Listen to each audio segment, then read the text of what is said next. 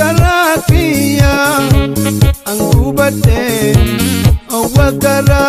gara kia angubate diro melala nada badbeti yo kana bidaba bedakia ya diro melala da badbeti yo kana bidaba bedakia onde ditana betak nartabata garia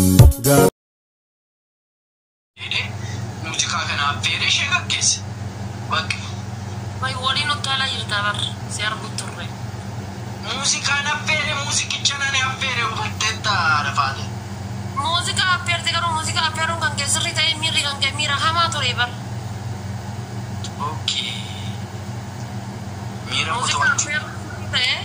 musica bye bye yero afero dandeta musica kana boda simbar badu yero afero dandesa so kera kon kam garu mira kan ke kana chike sa tore baka mira hama to rebar mila jalalamu mira shidani akashin gamma ashina mo fi shefu baate sokki anamma namni anin barbaanne tokko jechuudha namni an fedhe san qabne tokko muuziqaa miti osoo waan barbaade na gabbate miti harka kan koo hin sosochoosu ati barri lafaa kaatee teessoo irra kaatee barri de maal taate sooloo koo maalde alfaate ani sooreetiin baay'een danda'e amma dhugaa sitti maa ta'e dubartoota baay'ee faana wal beekaa akkuma tina argitu garuu intala kanaaf baay'ee yeroo kenne sa'aatii kenne injijjiiramti ta'inna dhugaa injijjiiramti ta'inna boor nama taati ta'inna amala ishee kanaan dhiisti ta'inna illee taa'e ishee jechuudha garuu achuma taate achuma si galee soolaan haadha faate durba 4-5 kaa'ee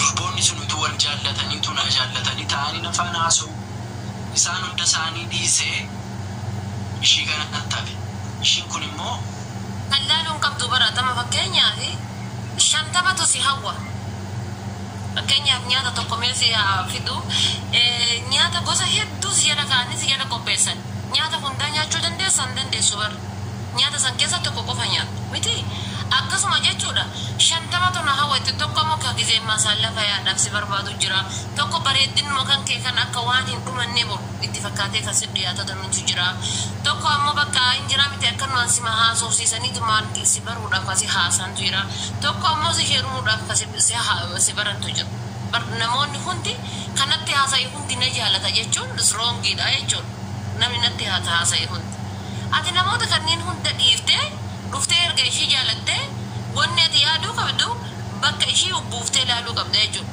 osoo ana taate isii dhiira biraa wajjin haasayaa jirtu wayii osoo arge feelingii akkamitiin na dhagayama jettee uf ilaaluu qabda bakka san uf keettee bakka waan ufii godhaartu san bakka san uf keettee jechuudha siif galee bakka san keettee gaafa uf laalte sooreen maal akka taate hubachuun siif iisiidha jechuudha walumaa galatti jechuudha sirritti hubattaa jechuudha gadi qabdee laalta bakka san uf keettee osoo isii akkasin narra janajjattee dhiira biraa narra qaasite naannisa gochaa turte haadha faatee beekaman dhiisee darbaa malee gochaa turte anyways ani amma warri kaannan jaallatanii akka sooreetti jechuun danda'u maaliif ennaan ijoollee sanaa isheen kuni xinnoo ishee obsa qabdi sii galee warri ani faana ture immoo obsan qabanii anyways sooree faana guyyaa 2-3 arganii bakka sooree jaallateera jedhanii sokkanii jechuudha ijoolleen sun sii galee malee ani isaanii sooreetiin don maal munaan galuu ennaas ta'uun qabu kaa fakkeenyaaf amma namoonni sunniin jechuudha osoo dhugaadhaan si jaallatanii ilaa xumura keetii eegan osoo dhugaadhaan jalala dhugaatii qabatanii jechuudha ilaa xumura keetii namni tokko wal barate ani isaafidha amma kan ani sooreetiin xinnoo ishee yeroo kennee taayoof tasgabbaasisee maal jedhee taa'ee ishee faanaasuu sii gale yeroo hundumaa lola kaastii yeroo hundumaa taphii kaastii yeroo hundumaa hinaaftii sii gale na amma miidiyaa irra jirra sii gale haadha faate gaafa wal argine gaafa tokko taane waan akkasiin godhataana balleessaan anadha sii gale amma garuu sumaanii si faanaasee haadha faate akkas jedhee hoon si faanaasee ijoollee waraabaniitti ergu isheen dubbitti kaasti sii gale na kan hundumaa danda'udha miidiyaa kanarra. Isin jireenya lafarraa jiraadha. Jireenya yoo jiraattan jireenya lafarraa. Namni tokko gaafa gabaa bahee gabayachuudhaaf gaafa bahee nama abbaa fedhee waliin kolfee abbaa fedhee waliin haasa'ee garuu mana ofiitti maaltu hanqate soogiddaatu hanqate moo shirootu hanqate moo shunkurtiitu mana jirre moo timaatimiitu mana jirre moo osoo kolfuuta manaa keessa yaadda. Isin ammoo osuma kolfitanuu osoo taphattanuu jireenya keessan jireenya lafarraa jiraachuudhaan moktora. Jireenya lafarraa akka dheengadda siin jabeessan jechuudha. Miidiyaa kanarrattis jaalalli baay'atti booda deebitee jaalala san keessa maaltu seenaa bakka watermeelonii dhagaa godhatee taatan. Amma watermeelon gisee murtee nyaattu baay'ee iiziidha. Garuu miidiyaa kanarratti wanni jettu dhagaa godhataa deema jechuudha. Viidiyoo keessa nama akkana fuudhanii ittiin nagadatan gaafa si wal dhabdanillee fidaniituma wal biratti silanii hoobuu siin jedhan. Atis jireenya biraa jiraachuu hin dandeessu. Namoota asiin dura waliin qoosaa ture, namoota asiin dura waliin haasayaa ture yeroo argitu amma fidanii viidiyoo namoota sanniitiin kan keekdee fidanii wal biratti hidhaniitiin ilaaltu sitti dhagayama. Nama dhuunfaa kan kootiin dhagama viidiyoo nama asiin dura ijoollee waliin qoosaa ture, haasayaa ture, isaan tidaarii biraa keessa jiranii, isaan jireenya biraa eegalaniidha. Gizee anaa walitti akkasii hidhanii yeroo ammaa kana haarawa godhanii fidan Facebook irra fahiran bakka natti dhagama osoo yeroo san dabarsuu baadhee waan jedhu wayii jechuudha. Kanaaf jireenya miidiyaa irraa osoo hin taane jireenya lafarraa faaruun teessanillee faaruun lafarraa jaalalli keessanillee jaalala lafarraa haa taatu. Ka miidiyaa kanarraa isinitti isin qorrin isinitti isin ho'iin. Wal jabeeffadhaa isin. Kanaafiyyuu kan keessaan haasawamuu kan keessaan xumuramu jaalala anyways.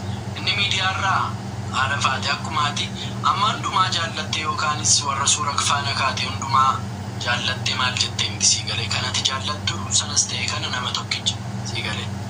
Namni tokkichi iyyuu social media kanarratti yeroo dabarfachuuf nama faana haasa'uu dandeessa. Dhugaa magaraa keerraa jaallattee faana haasa'uu dandeessa. Nama hundumaati amma social media irratti ani nama faana haasa'ee fi isheen kun jaartii soolani isheen kun akkasii akkas jechuu hin danda'u. Sii galee keessa kee sii fi waaqa qofatu beeka. Anyways ilaalla lafaate gorsi kee akka obboleetti. No, isin dubartiidha. Dubartiin hin haftu jechuun hin danda'amu. Nuti dubartii irraa waasatti hin dhabdu yeroo kamuu seera dubartii. Dubartiin sireen atirra jiiftetuun badhoo feetellee yoo taate gara isiin siree ol korte saniin badhamoo feetellee yoo taate achi siqaa jechi jettu takka dubartii irraan dhaban jedhan. Bar siree mameedaa badhaa lafa jiru kan achi siqi jecha jedhu jechuudha. Lammaffaa maal naa gooteerta jecha jedhu dubartii irraan dhaban jedhan osoo lubbuu keellee murtee kenniteef maal naa gooteerta jecha jedhu dubartii irraan dhaban jedhan. Sadaffaadhaa ammoo hinaaffaan aadaa dubartiiti. Dubartiin hin naaftu jechuun hin danda'amu. Hinaaffaani aadaa dubartiiti jechuudha.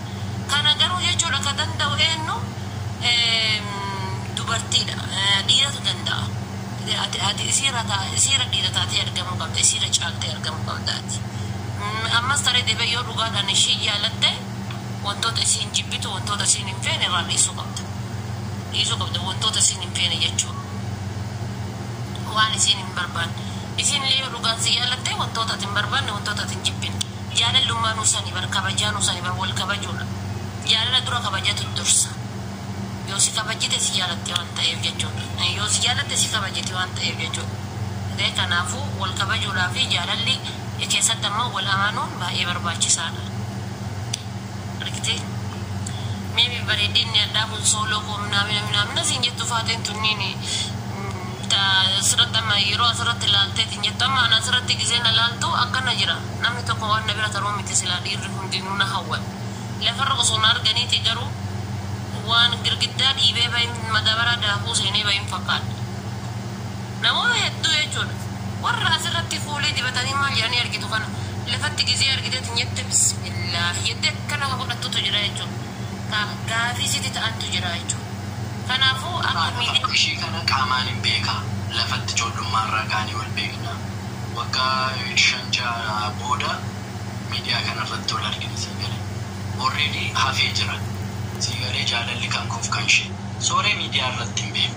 Kanatti beekuu qabdu. Ishii kana lafatti hin beeka. Inna isheen buskutii haftee maalattee bakka irrumaa hafuu qabdi bakka hin jiraaniti irrumaa hafuu bakka. Maali kuni amma ko ani jaalala biraa keessa jira waa'ee irraanfadhee jira ati jaalala mataa kee. Maal jireenya biraa eeggatteerta nama inshallah osoo ana taateetiin akkasitti kaatee isin dhuftee agarsiisan seentee akka sooree mana baadhadheetiin sirriitiin qama qabu itti seeneetiin osoo qaamaan argeen maa bareeda ture iyyuu akkam takka rifeensa sii bakka tanaa buqqisa lamuu deemtee maqaa keen dhooftu. Dhugaa ay erga deemte addaan deemtanii maal godhuu dhufte siin galgalaan dura eessa turte?